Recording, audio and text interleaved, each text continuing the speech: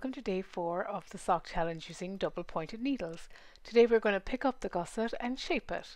So the first thing we're going to do is have a look at where you are, and the first thing you're going to do is knit across your heel stitches and go back to working in the round. So we're going to pick up the stitches along the heel flap, knit across our instep stitches, and then we're going to knit down the other side of the heel of the flap. People say this is the trickiest thing about knitting socks, but actually it is the most satisfying. So the first thing you're going to do is knit across your heel stitches. If you are changing colour, I would recommend either doing it before you knit across here or just after it, whichever suits you. Now, when we get to this point, we're going to put away the needle in our left hand. Some people use a needle to pick up here. I don't. I think it's just less fiddly when you do it by hand. So what you're going to see is here we have all of the slip stitches that we did when we were knitting the heel flap, and this is why you slip them, because they are much easier to find when you want to pick up stitches at this point. So I have 9 stitches to pick up in the size pattern that I'm following. So what I do is I sometimes find them out to make sure that I can find all 9, and I'm happy that I've done enough rows in my heel flap, and then I go and I pick them up. So I pick them up and knit them. Not quite a pick up in the traditional sense of it. So all you do is you insert your needle between under both bars of the slip stitch, like so. So you go in and make sure that you pick up both bars and you knit around underneath those to create a knit stitch, and you pull that through. And that is how you create your stitches when you're picking up along the edge. And again, you go into the stitches, and you can see that you don't pick up 3, you make sure that you just pick up the 2 bars. Make sure you're far enough out at the end of the edge of the flap to make sure that you're picking it up in the right place. So you knit into that.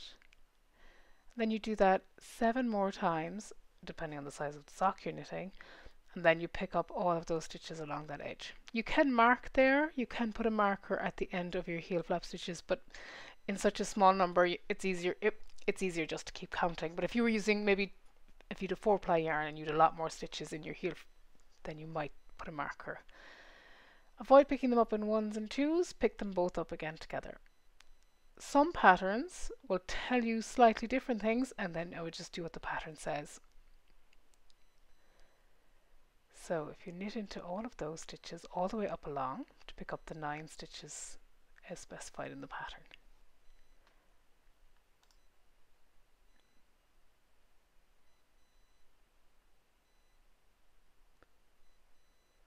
So once you've picked up all of your stitches, you will see that they're actually in a really neat little row if you've done it correctly. So you'll have the 2 bars of your slip stitches behind the needle, just here, and then at the front of the needle you'll also have a row of stitches, and they're a line of stitches, and they're the next line of stitches that you would have done as you knit your flap. What you're going to do now is you're going to pick up 2 more stitches along that line, because if you were to knit straight into your instep stitches, that would leave you with a little hole, which is something you want to avoid. So you follow the line of stitches along to see where to pick up the next 2, and if you pick them up in that line, it's really quite tidy.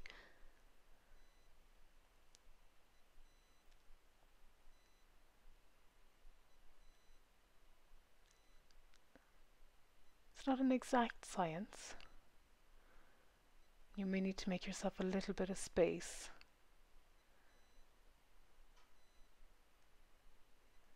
But once you come back out, you'll see exactly where you've put that stitch. It's just in the line of stitches. And then if you do the next one just up from there as well, you will see that it goes up along the leg of the sock rather than being part of the flap. So that's how you avoid a little hole at that point, because sometimes it can get a bit gappy. So that is, you've picked up your stitches and you have knit the 2 extra stitches in the pattern, and you can see them along the nice line that you've created. So I'm just going to show you what that looks like if it's not quite right as well. I'm going to take out the stitches and the last of the slip stitches that I picked up, and I'll show you how that looks if it's not right as you come up along that line. So I'm picking up 2 of the bars along the side, And you can see that that's quite untidy and a bit loose looking. So you can see that the first stitches are picked up correctly and then the back ones are not, and it's pulling it out of shape quite a bit. So you would then go back and rework those. And because you're not picking up stitches to lose them like you would if you were doing it in a piece of knitting, you can pull them out as much as you want. And then when your socks are worn a bit and fluff up a bit with wear, any kind of looseness in that area kind of tends to be covered up as well. So you pick those up again then along that line, nice and tidy, ready to change needles and pick up along your and knit your instep stitches. So you can now see all of your picked up stitches in a nice neat row, and your heel stitches are there. Now I'm going to change needles before I move on to the instep. And this is important when you're using double pointed needles because you want to keep the same stitches together on the same needles so that you know what numbers they are, as you did when you were knitting at the start. So you knit across the first needle of instep stitches. And another reason it's important is that shaping will take place on either side of the instep stitches as we do the gusset, so knowing exactly where those stitches are is very important. So the next thing you're going to do then is knit the next needle of instep stitches.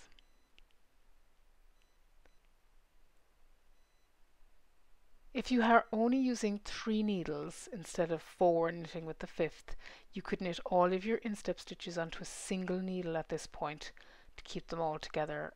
That would give you quite a good idea of where you are in terms of the shaping, which is quite key. So the next thing we're going to do now, to go back to working the round, is we're going to pick up and knit the stitches on the other side of the flap. But first we're going to pick up 2 more stitches like we did on the other side. So what I tend to do when I'm doing this is I find the stitches I'm going to pick up to make sure I have all the slip stitches I'm expecting, and then I work up along the leg from that line of stitches to make sure I'm picking my stitches up in the right place. So I count them out starting from the bottom to make sure that I can see them all ready to pick up.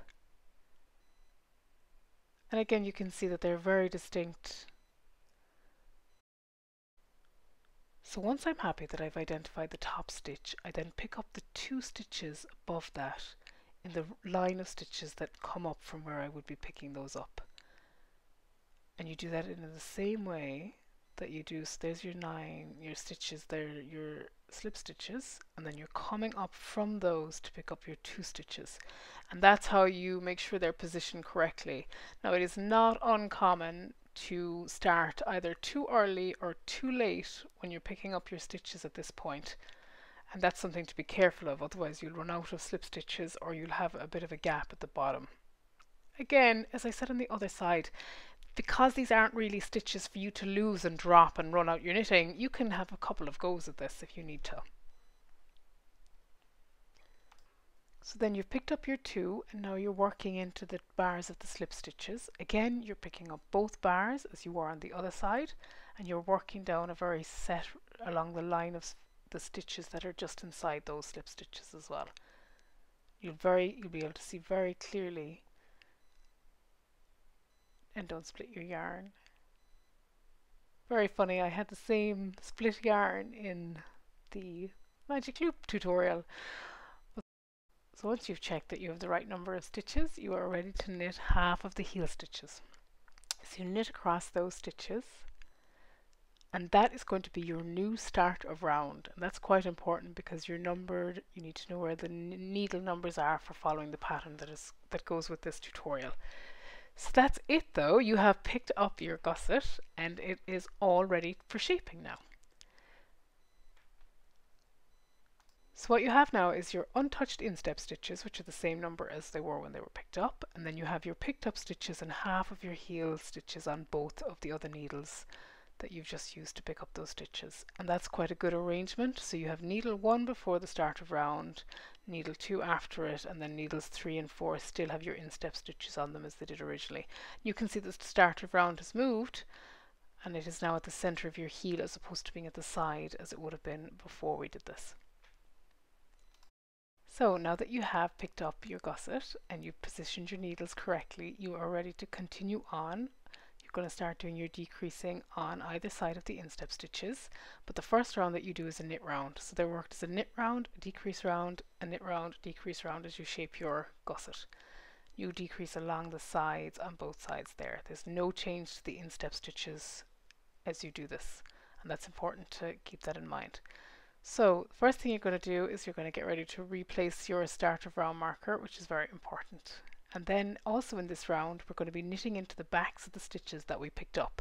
That is only done in this knit round. In the next rounds those stitches are just knit as normal.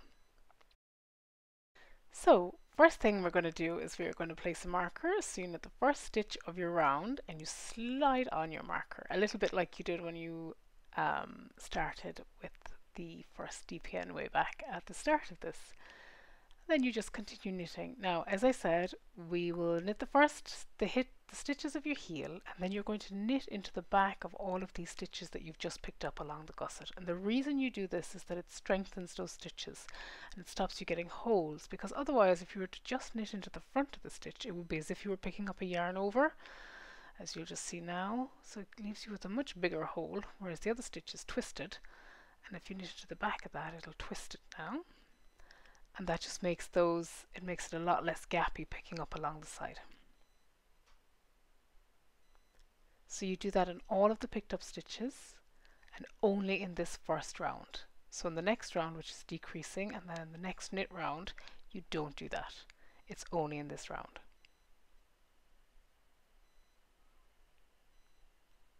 So then you get to your instep. You're just going to work across those stitches, and you can see that all of those stitches are nicely twisted there. One of the only times in knitting where you really might want a twisted stitch. So then you knit across your instep, so you can see that there's nothing different happening here, and it's really important that that's the case. Oh, there is one point here that I didn't mention in the last piece. In the instep stitches, if you were doing a pattern on the leg originally, you might see an instruction in the pattern to keep work pattern as set. You might see work from a particular line in a chart, and you would do that here. This is a stocking stitch sock, so there's no changes to these stitches. But if you were to see it in a pattern continuous set, you would need to do those instructions, just to say that as it's a slight difference. Now again, we are after working all of the instep stitches, and we're now picking up the stitches on the other side of the heel flap, and again we're working into the back of all of those stitches.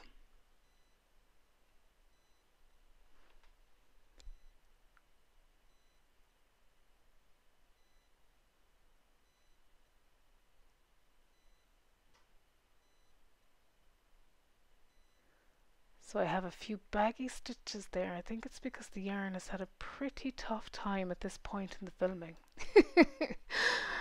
They're normally a little bit tighter, but this sock has had a hard day. So you've knit into all of your stitches into the back, and then you're back to the heel stitches. And you just knit across those back to the start of the round. So you have now done your first knit round of your gusset. You're ready to do some decreasing. So your decreasing will take place 3 stitches before the start of the instep and 3 stitches in the 3 stitches at the end of your instep. But we'll show you how that works, because that's not quite the right way to put it. So you're going to decrease in along there and narrow in, and you're going to have a matching one on the other side, and then you come back to working it. Your foot will become the same size as your leg in terms of stitches when following this particular pattern anyway. Some patterns do their decreasing at the bottom towards the heel stitches. I have a pattern that does that. Again, it's knowing what you're looking for in patterns more so than thinking of them as with any pattern. So in this case, we're going to work to 3 stitches before the instep. So you can see here we're just knitting through the fronts of the stitches as you would normally, even though we knit into the back of them last time. So we have 3 stitches before the instep, and we're going to do the first decrease, and it's a knit 2 together. So you put your needle into both stitches as if to knit them and then pull them off. And that is your first decrease of your gusset. We're now going to work across the instep stitches, and again, just to repeat from last time, if you were keeping your pattern as set, you would be doing it across here on the instep stitches.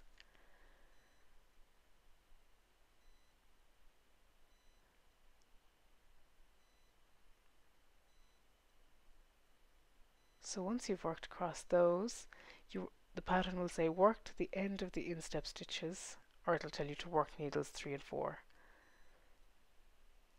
and then it's a knit one, slip, slip, knit, decrease on the other side, and that's the paired decrease for the one you've just done.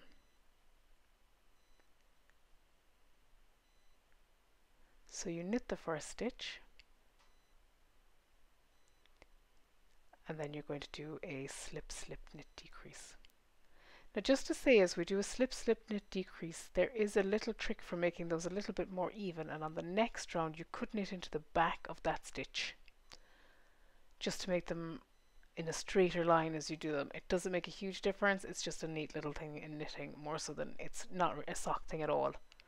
Just if you're doing slip, slip, knit, decreases, knitting into the back gives you a slightly more straight line when you're doing those decreases. Just a little thing. Now you're back to the start of your round. What happens now is you're going to knit another round, then a decrease round, and a knit round, and you're going to do that until you are back to the number of stitches that you had for your leg, depending on the pattern, obviously in this one, and I will see you once I have all those decreases done. And that's it. You have worked the pick up and shaping of your sock gusset. You will have the same number of stitches as you had for the leg in this pattern, particularly, maybe not in all of them. If you find yourself having the wrong number of stitches, maybe you have decreased unevenly, and that there won't be a sock knitter who hasn't done that, just decrease it out over another 2 rows, so another knit row, and then maybe work out your uneven decreases. Do start the leg, do start the foot with the correct number of stitches, and be wary if you are doing that in a pattern sock or anything. But in this one, you can hide a little issue there. And I will see you tomorrow for knitting the foot and the toe. Thank you so much.